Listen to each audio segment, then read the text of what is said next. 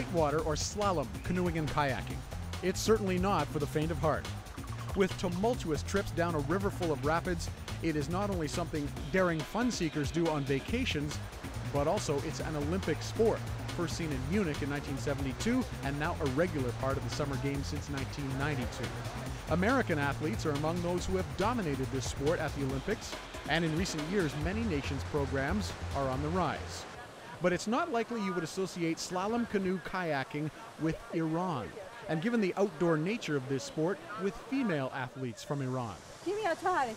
That is a perception Katayun Ashraf wants to change. She's a former national team member and now a coach for the Iranian team. She wanted to set up a developmental program in slalom canoe kayaking to make Iranian women more competitive. So she figured where better to learn how to do that than in the United States. My primary aim was to learn techniques from trainers who come from great programs. Searching through the internet, Katayun found a few different international organizations, and she finally met up with U.S. trainer Chris Wiegand. Together, they overcame the many hurdles, diplomatic, cultural, and financial, to set up this trip for her 3 teenage protégés. They traveled a long way to train in places like Boulder, Colorado, Charlotte, North Carolina, and at a special training facility outside Washington, D.C., all to be exposed to high-caliber athletes and to face many new challenges on the whitewater rapids. Challenges that Shodi, Roxana, and Camilla were not expecting from the start of their training. The first day at Boulder, we looked at the rapids and the large water drops with wonder and fear. Then the trainer said, "Get into the water." We were like, "You want us to do what? Go into the water?" But that was Katayun's idea for these girls, to have them test themselves by learning and gaining confidence in a sport that is tough to master. With the help of American trainer and 2-time Olympic medal winner Dana Schladek, the girls were put through their paces on the Potomac River outside Washington.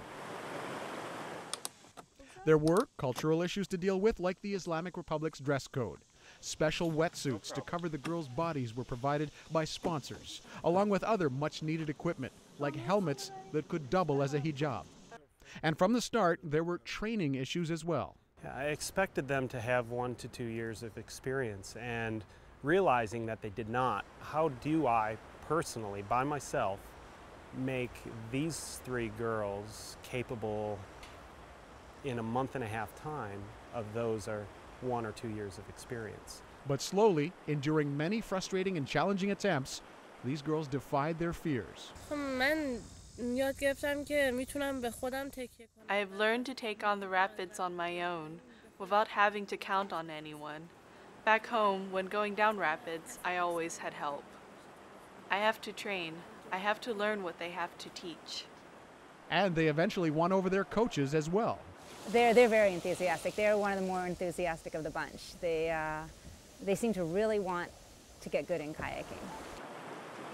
These girls seem to have a real desire to improve and to move forward in the sport.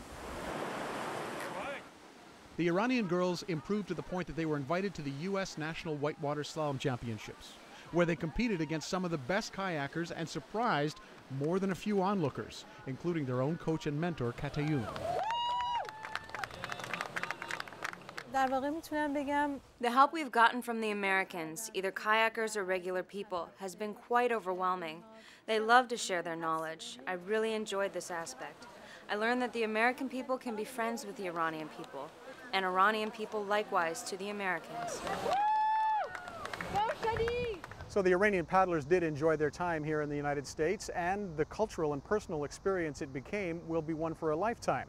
They also acquired some much-needed expertise and confidence in their chosen sport. The trip was deemed a huge success, and everyone, it seemed, benefited. But all is not simple when it comes to relations between Iran and the United States, and when the girls returned home, there were ramifications. One national newspaper story in Iran says Katayun and the young paddlers faced a hostile reception by members of the Iranian Canoe and Kayak Federation. And even with possible sanctions hanging over her and her young team, Katayun still believes this was a good idea all around. The help we've gotten from the Americans, either kayakers or regular people, has been quite overwhelming. They love to share their knowledge. I really enjoyed this aspect. I learned that the American people can be friends with the Iranian people, and Iranian people likewise to the Americans. Politics aside, it remains to be seen if this relationship, this exchange, this acquisition of skills and confidence will lead these young women to realize their dreams, to become Olympians, and to compete for their country. Brendan Connor, Al Jazeera, Washington.